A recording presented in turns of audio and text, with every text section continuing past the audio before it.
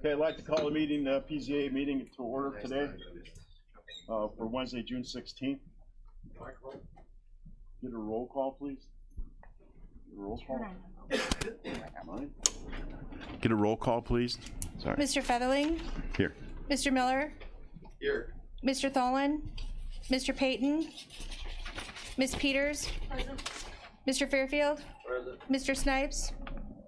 Mr. Darrell Smith? Mr. Sponson? Present. Mr. Dunnell? Mr. Eckhoff? Present. Mr. Kirkstra? Present. Ms. Bryan? Mr. Collins? Ms. Hudson? Present. Mr. Alexander Hildebrand? Present. Mr. Wheeler? We have a quorum.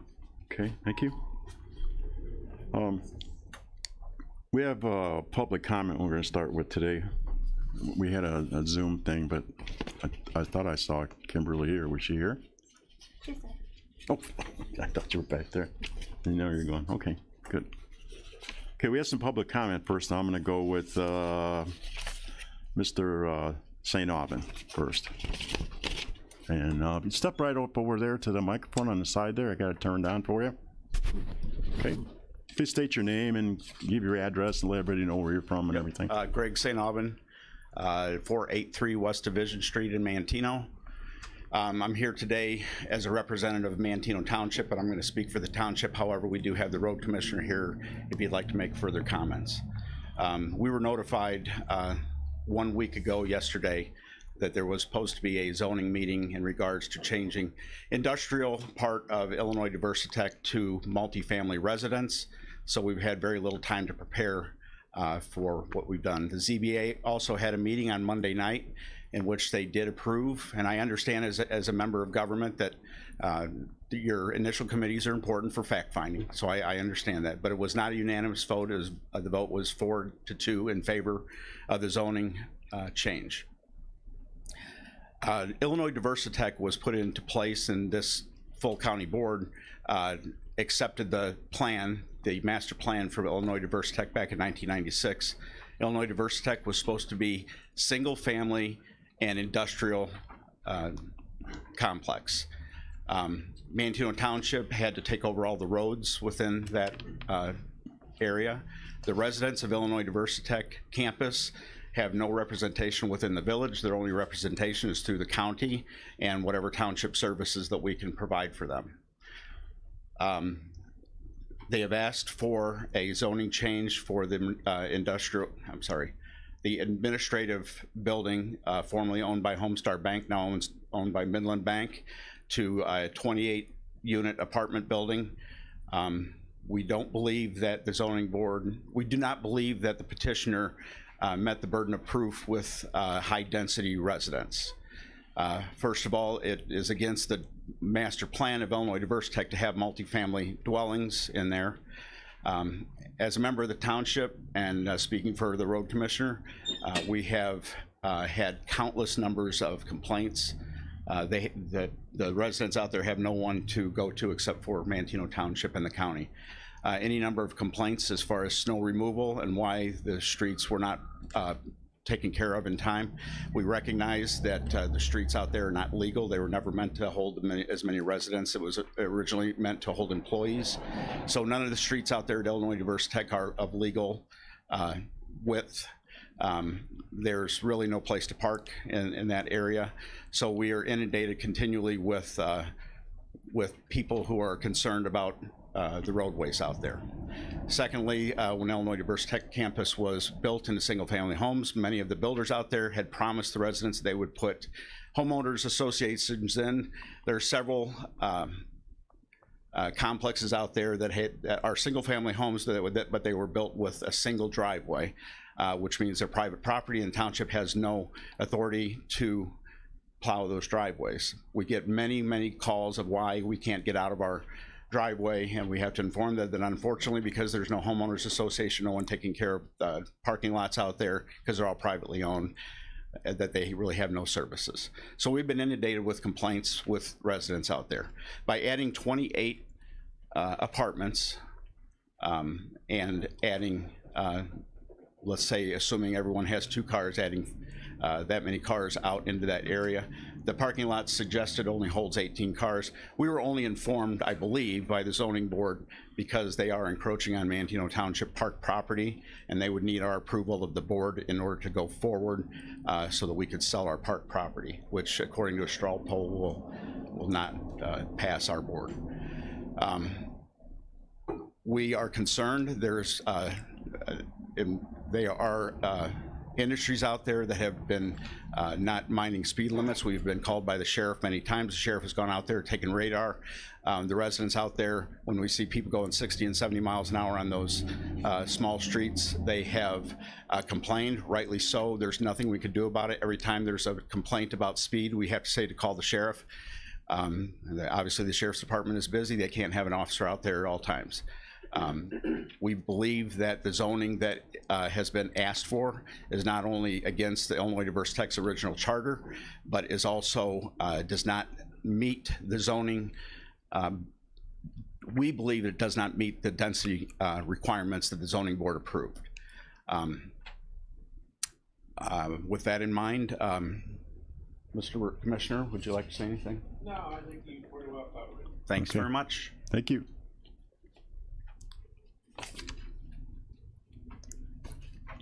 Okay, next up would be Mr. Lesage.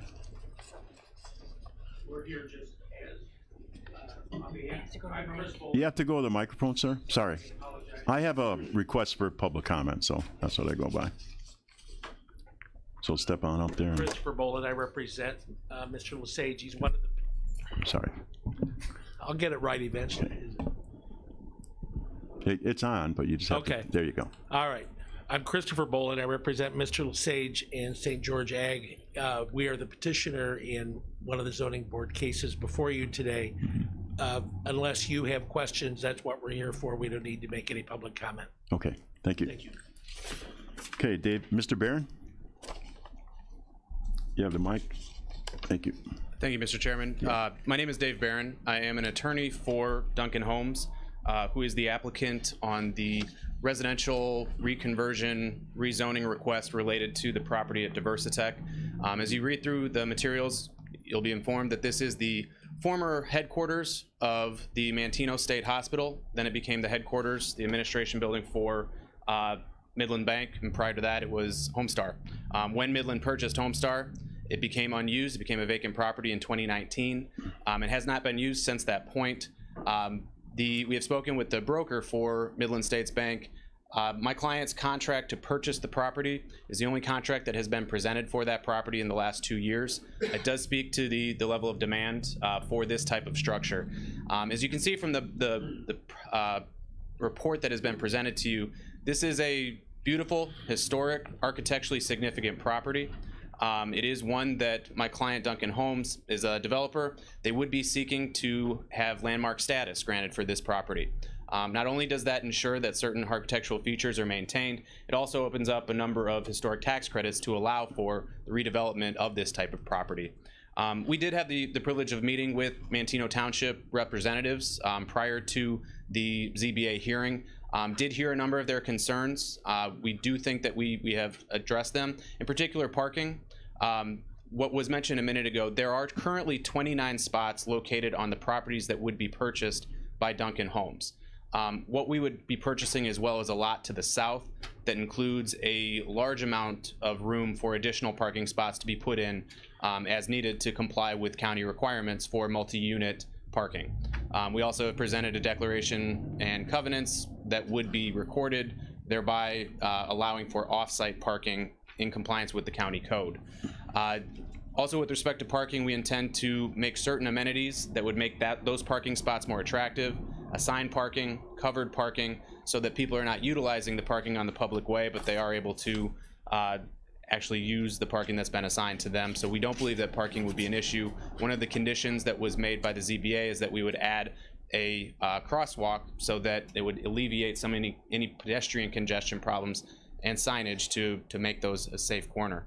One point with respect to what was mentioned before about density, we are seeking a variance as to the density requirements. That is permitted by county code. That is not something that is contrary to what the requirements are. Also, there have been a number of points raised about density concerns. haven't been able to articulate what those concerns actually are. In our mind, density actually serves a benefit. What we are proposing here is a different type of housing, something that is not typically seen in Kankakee County. You have in the packet one of the exhibits that we presented, a letter from Tim Nugent, who is the executive director of the Economic Alliance, who identified a number of studies that have shown that there needs to be a new type of housing in Kankakee County if we're going to continue to attract people, attract more folks. Dustin Homes has presented an idea to do that with a historic, significant property. As we enter into this new phase, post-COVID, commercial real estate is not going to be what it used to be. People are not going to necessarily be working in office settings in the way that they used to be. We need to take a hard look at some of our historic properties, even where there are some variances and rezonings that are required, to be able to make the best use of those properties.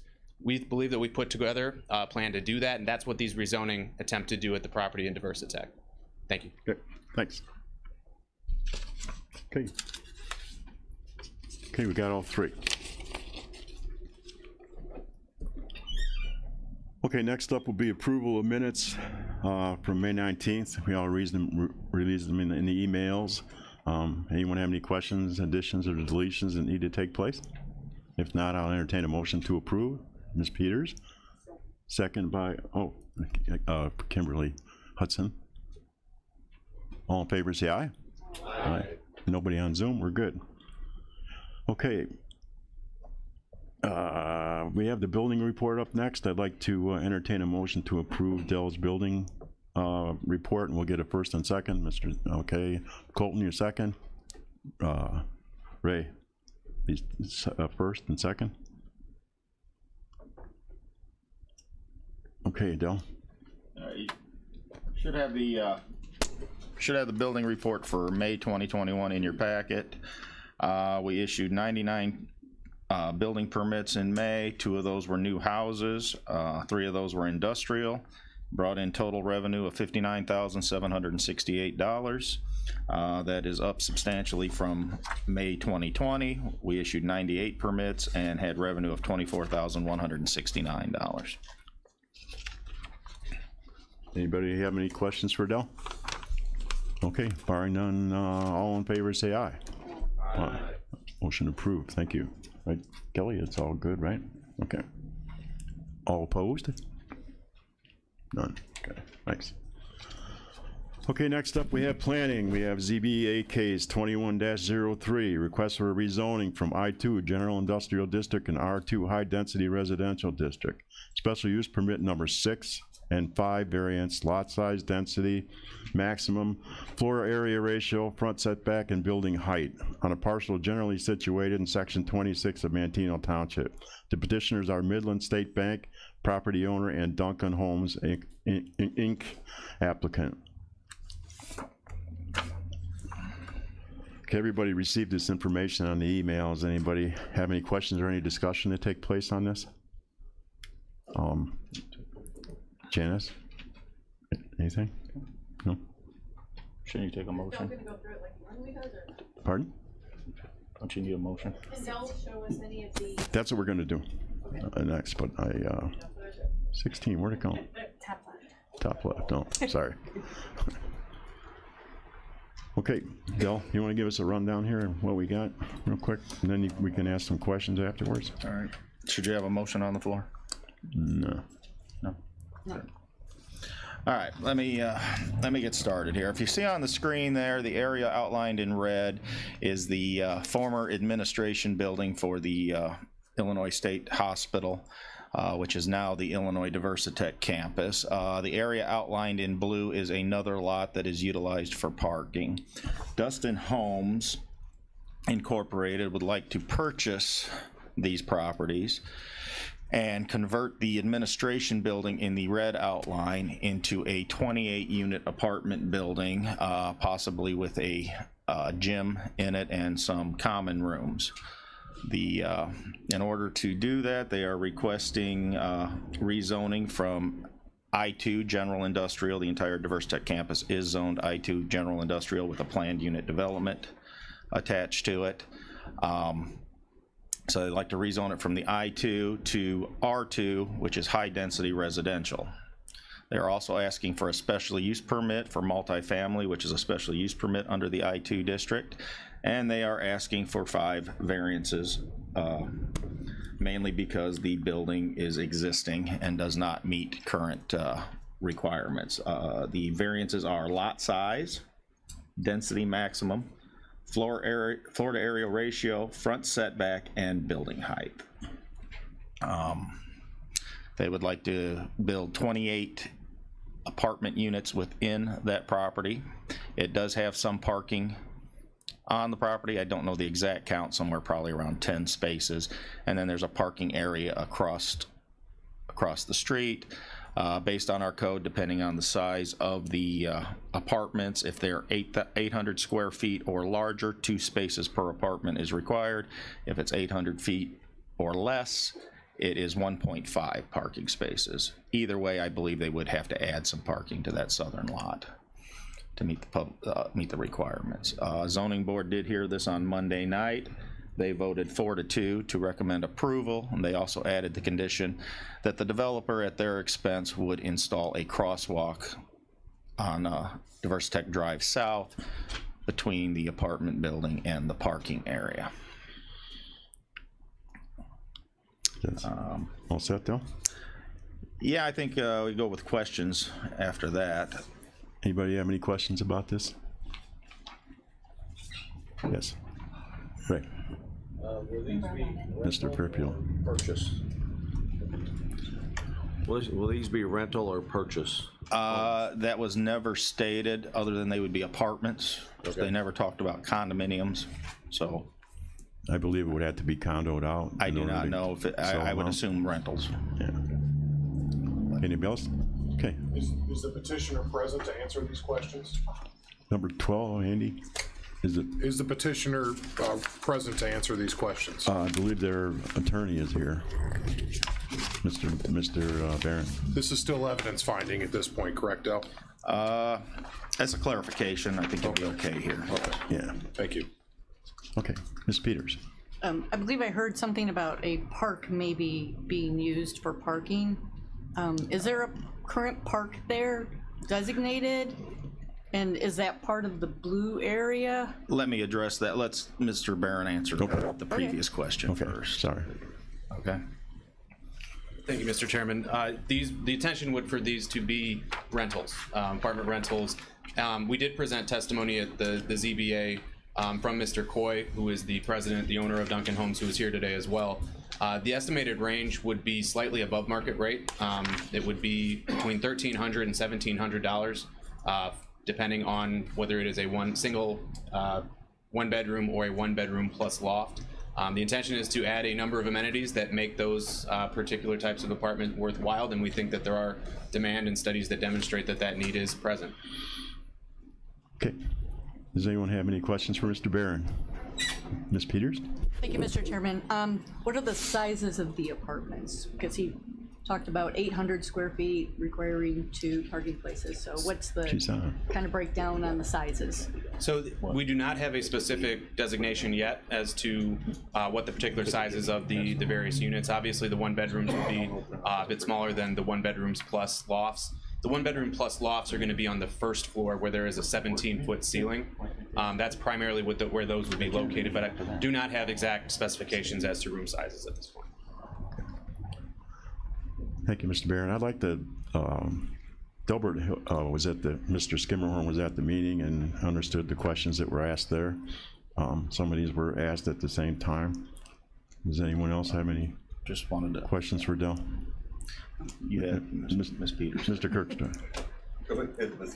Well, she's second time, you first time. Okay, I asked about the park, okay, yeah, and it wasn't answered yet. yeah. I believe that the park is designated as a park, but I really don't believe it's a park, Mr. Myers here. Yeah. We can't ask it, you know.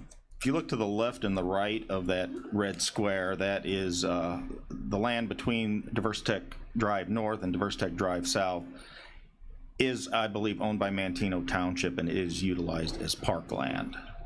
This does not encroach into that parkland. It does. The building does encroach into the public right-of-way.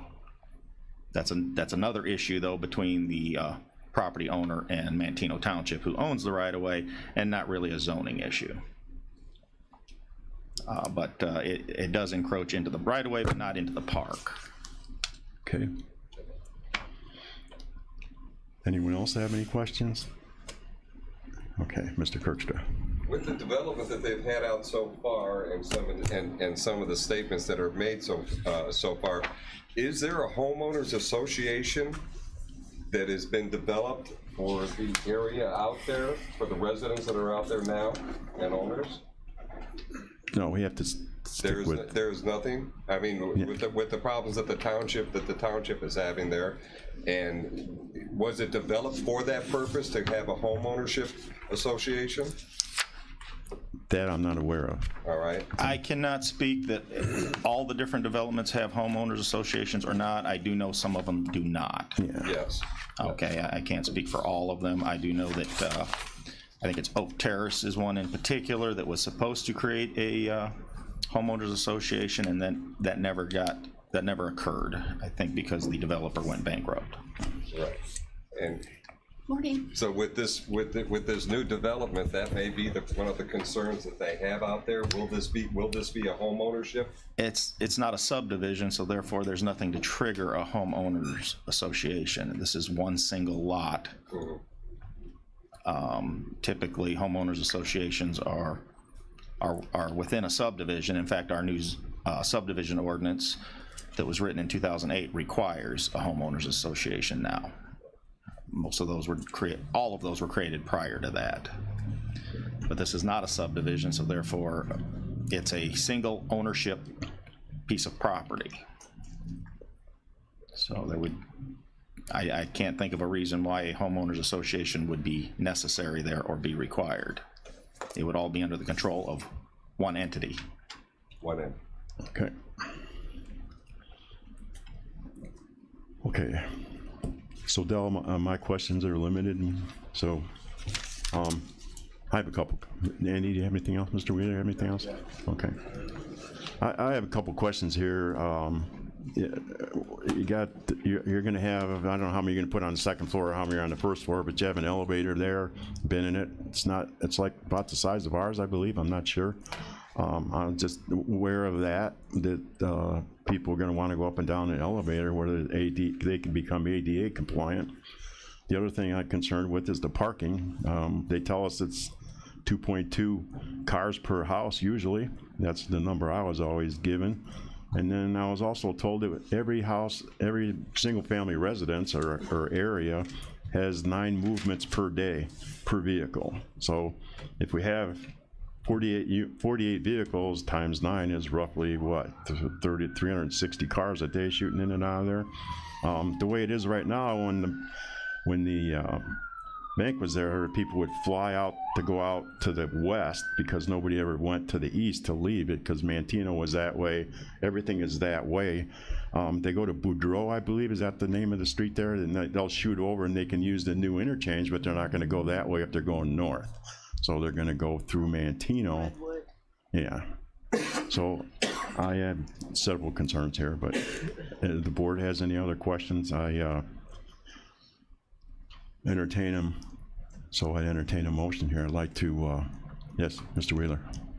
This is kind of where, You're on. this is where my head is going. I do agree there is a need for this type of housing, but it always, with this type of housing, the studies that we see currently for the targeted demographics to move and live in the area, they want amenities around their home. They don't want to mow the lawn. They want somebody the lawn mowed for them. They don't mind living in these type of developments, but there's no ancillary use around this property. That's concerning because it is somewhat of an island in that area. So the other concerns I have are on the width of the road. People need to keep in mind this is in the county, so there is no expectation, or none should be inferred, that our highway department's going to go plow out there. The second thing is that we're the police force, and with the state taking $5 million away from us a couple weeks ago per year, by the way, I would really like to hear from the sheriff on the public safety side of this. Are we going to be adequately able to police this area today, let alone if there's another, 28 times 2.2 residents, if you will, per unit. So,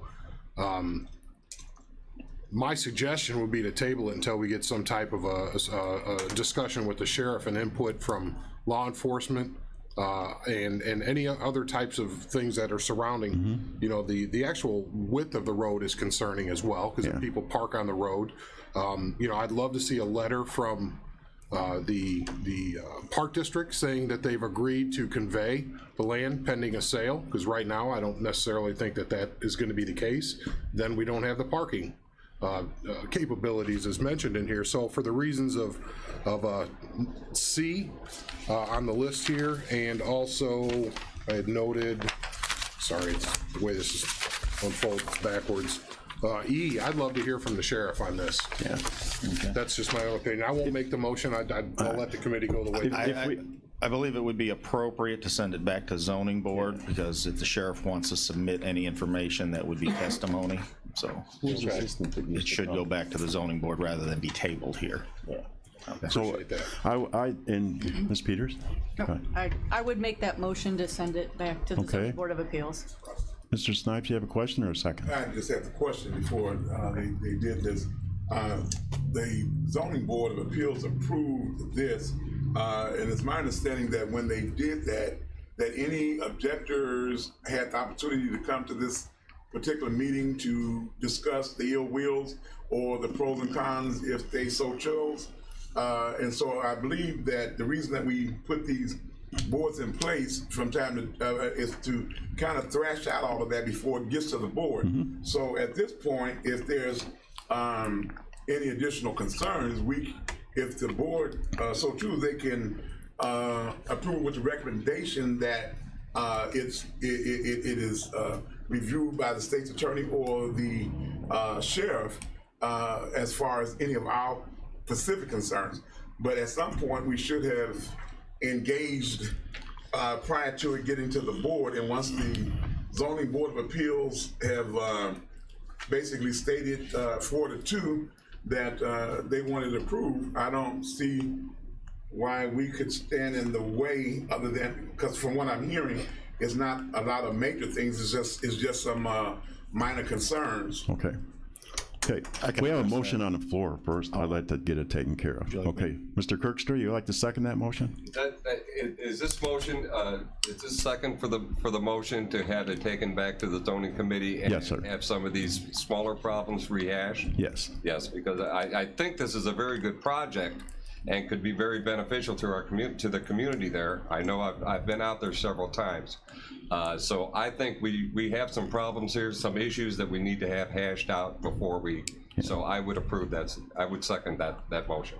Okay, so I'm going to ask for a roll call vote, please. Mr. Featherling? Yes. Mr. Miller? Aye. Ms. Peters? Aye. Mr. Fairfield? Aye. Mr. Snipes? Mr. Snipes? I'm gonna say nay. Mr. Swanson? Aye. Mr. Eckhoff? Aye. Mr. Kirkstra? Aye. Ms. Hudson? Mr. Alexander Hildebrand? Aye. Mr. Wheeler? Aye. Motion carries. Thank you.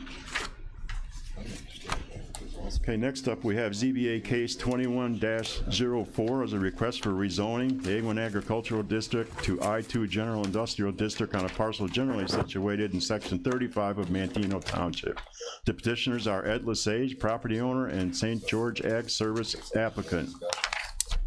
Could we get a motion to approve? Okay. Okay, Miller, oh, sorry.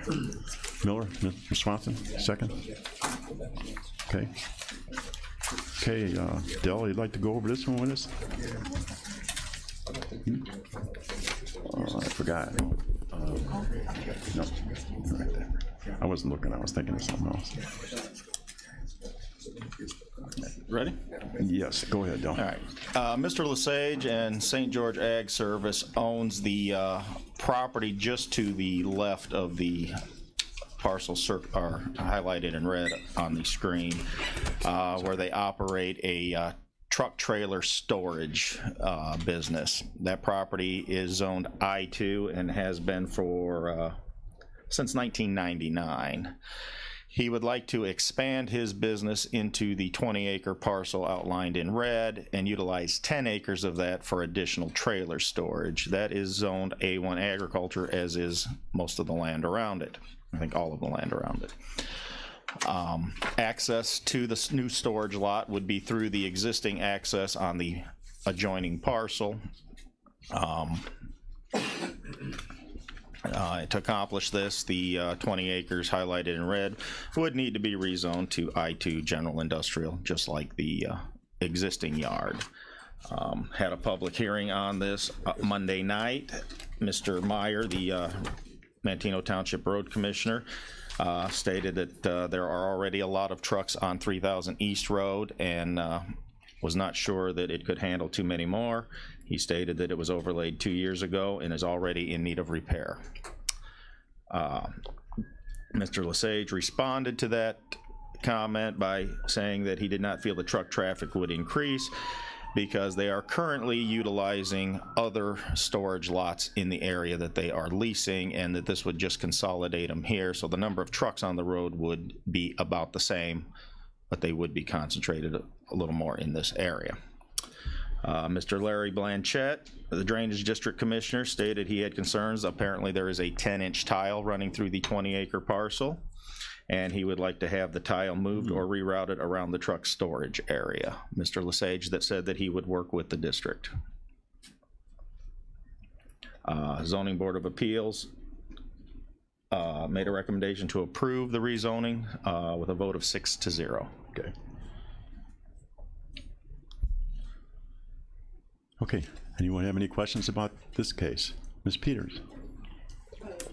Sorry. Question for Mr. Lesage, Ms. Peters, we gotta kind of stay to our group here. We can't call people from the audience as a witness. I believe in the zoning board, they had the opportunity to do all that stuff, so we can only discuss it amongst ourselves. Okay. I believe that's really, is that? Unless you need clarification on something. Yeah, unless something needs to be spelled out. All right, I believe most of the trailers are empty that are stored there, and coming down the road, they're empty.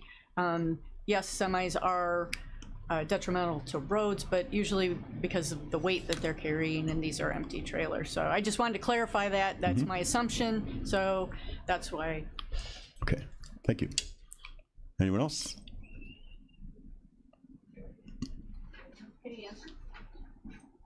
No, that would be new testimony. That would be new testimony. We'd have had to go in front of the zoning board of appeals. Sorry. Barring any more questions, is let's see, we got says we have to do a voice vote. So, pardon? Okay, we get a roll call vote for that. We have a motion and a second on the floor. Mr. Featherling? Yes. Mr. Miller? Aye. Ms. Peters? Aye. Mr. Fairfield? Aye. Mr. Snipes? Aye. Mr. Swanson? Aye. Mr. Eckhoff? Aye. Mr. Kirkstraw? Aye. Ms. Hudson? Aye. Mr. Alexander Hildebrand? Aye. Mr. Wheeler? Aye. Motion carries. Thank you. Okay, next up we have a GIS, Kankakee County GIS consulting agreement with Bruce Harris and Associates Incorporated. So I need a motion and a second. Get a motion and a second, Mr. Fairfield. Second, Mr. Wheeler. Okay, Dell. You should have a copy of the agreement in your packet. I don't know if you're aware of this or not, but the GIS department is basically a one-man department. It is myself and it is Daniel Bishop who does most of the day-to-day operations of the GIS. I pretty much just oversee it. Mr. Bishop has given me his letter of resignation with his last day being June 25th. We will be moving, we have offered the position to Jeffrey Olson, who has accepted it, but during the transition period, we wanted to make sure that we are covered to keep the GIS running at full levels. So we've contacted a couple of different GIS providers and have determined that Bruce Harris and Associates was the was the cheapest and qualified to accomplish this. So as an insurance policy, to make sure that nothing goes wrong and that we have somebody that we can call if something does go wrong that either I or Jeffrey cannot handle or fix, we would like to enter into this agreement with Bruce Harris. Okay. It is not for a set dollar amount. It is for an hourly. They will give us an estimate on what the hours would take if there is an issue, and then we would decide whether we wanted to Handle it yourself. hire them or find a different way. Yes. Okay. Okay. Anyone have any questions for Mr. Skimmerhorn? Ms. Peters, you're on. It sounds like a very good idea to have a consultant, backup. and it's by the hour, so Dell can monitor the expenses to it to stay within budget, and if he needs to go over budget, he can bring it to us in finance. So I think it's a great idea. Thanks, Dell. Yeah. If we don't use them, we don't pay. Right. So Great idea. I had just a couple quick questions. Am I allowed? Was it your Am I allowed, Dale? Yes. Can I ask a question? Yes, by all means. Heads too. That was a good idea. Are these people going to have an issue if they don't get very much work, or is this they're going to want to do it every day for forever, or is this? Did you tell them what we're going to transition? They're a large company that has plenty of work, so I don't think they will. And will they that's send the same guy if this most is of the time? Well, Or it do we depends. don't know that, It depends on the situation at hand. If you look at page 7, Yeah, I they've saw got that. 3 or 4 different people with different rates of pay, and it depends on what the task is as to which person you get. Okay. And you ever expected it would involve 2 people to handle something? That is certainly a possibility. Yeah. How about 3? Sure, I guess, maybe. No, I'm just saying. Is it possible they could? If we're talking hypothetical, Mr. Wheeler, certainly. go ahead. If I could, this was more like in case of emergency break glass. Yep.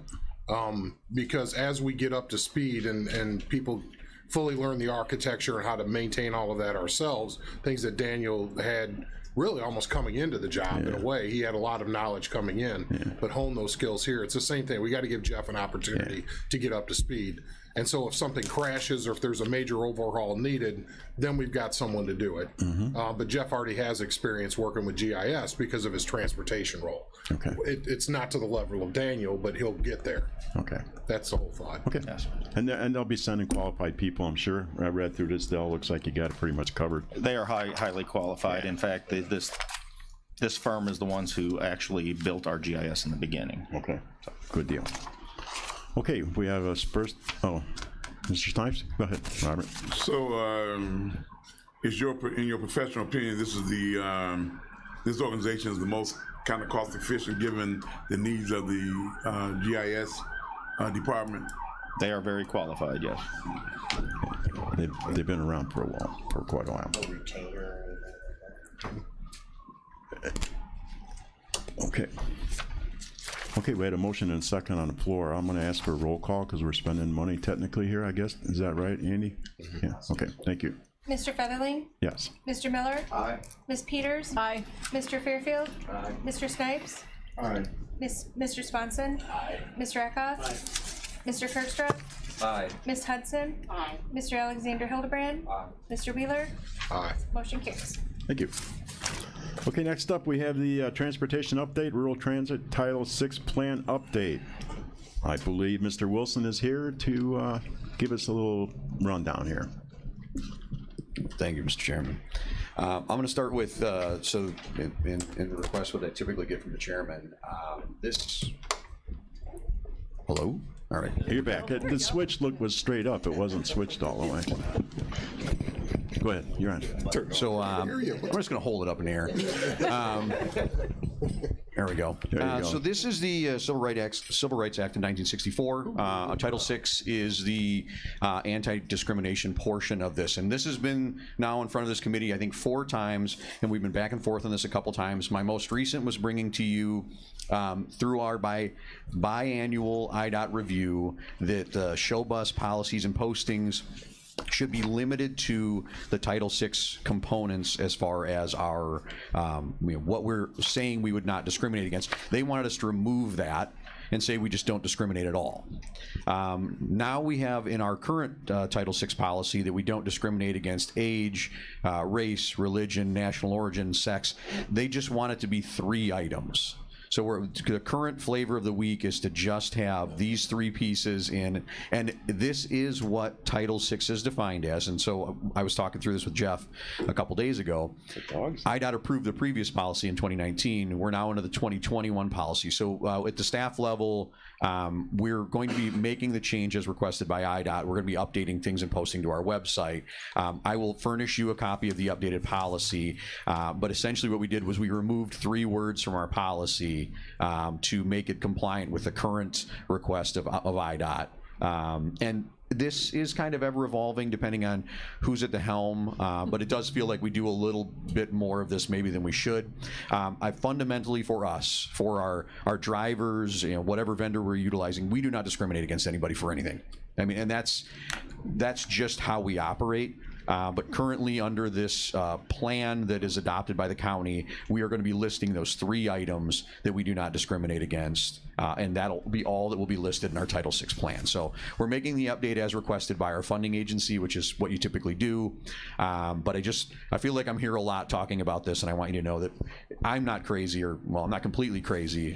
This is requested, so. Being driven crazy. Okay, this is for discussion, I believe. Mr. Wilson, you might have to answer a question here, I don't know. Okay, anybody have any questions for him? Okay, Mr. Snipes. Try the mic, thank you. Do you have the requisite, like EOC, Department of Labor, what I call bullet points somewhere posted where the employees can see them? This is just our Title VI policy. So this is our. Outside of this, we do have it posted somewhere so the general employees that comes in can read it. Yeah, I mean, we have a board, like for our department on the second floor, we have a board by our copy machine that has our information posted. Like if you need information from the, insurance information or through the, EOC and all that's posted, like your rights as a worker, that's like posted for us on the second floor. I'm sure that's posted several other locations throughout the county. But this is just specifically for that Title VI program to make sure that the language is matching the current request. Right, and I figured with other posting that kind of strengthens it as well. So.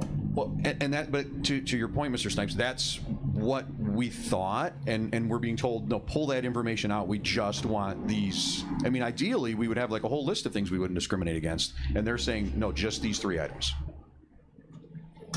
Okay. Thank you, Mr. Wilson. No more questions for him? Okay. Okay, do we have any old business in front of the committee here? I have a few items. Okay, Del, you got the floor. I've gotten a lot of questions about ZBA case 19-15, which is the O'Connor Heavy Processing Facility. I wanted to report that I did inspect the property on June 4th and found that they were in compliance with all 8 of their conditions on that. I do have a copy of the report up here if anyone would like that. Okay. Yeah. Okay. Anybody want this here? Mr. Wheeler. Del, could you hold up one of those magnets? Yes, that was going to be my we have next. those. I was going to get to that. Was going to be my next. Yeah. We had some very nice looking magnets made up to advertise our e-waste recycling program. I have a box of them here if anybody would like any to hand out to anybody they would like. I personally have been sticking them on anything that they'll stick to myself, but little kids. They're very effective. I think Mr. Wheeler handed some out to our municipal partners Tonight. Oh, it's tonight. Yeah. So we have them. If anybody would like any, feel free to stop up and get one. Okay. Or a stack. I have a whole box over there. I lost my agenda. Oh, we covered it up. Okay. Well, that I guess be old business there. Anybody have any new business? Okay. Colton Eckhoff, what you got, sir? Number 9. Del, next month, could you go ahead and give us a brief overview of the 20-acre rule that we have in the county? Like the history of it, why we have the 20-acre rule, and, the pros and cons of it? Sure. Thank you. Pretty simple, yes. Yeah. Yes. They all look the same. Thanks, Mr. Chairman. Hey, Del, can you give us an update on the 4 houses out by Shamrock? where we're at, the four properties. The ones we're demolishing. The Gerard property is down, leveled, and we're just waiting for the bills to come in and the paperwork. Once we turn all of that into IDNR and get reimbursed for those costs, we will start on the next two. It's actually 3 houses. Okay. We're not getting the fourth. The fourth one was sold and the new owners do not want to participate, so. Thank you. Can I ask a question about that? Del, do they have to rehab that house if they bought it? They have to raise it up out of the floodplain to improve it on it all to get a building permit? No, that particular house was livable. Okay. We added it to the list because we had 3 in a row, and this was the last one between those 3 and the parkland. Okay. And it did have some claims on it, so DNR did let us include it, but in the meantime, it is sold and people are living in it. Okay, well, if anybody makes it a building permit or an improvement to the home, do they have to raise it up to put it out of the floodplain to do an addition or anything? Huh? If that improvement is more than 50% of the value of the of the building. Gotcha. Yes, there's a whole hierarchy of regulations that kick in with that. And Okay, thank you. Anything else under new business? Colton, you got taken care of? Mr. Kirkstra. Mr. Chairman, I move that we adjourn. Okay, we get a second by Janice Peters in the back. All in favor, say aye.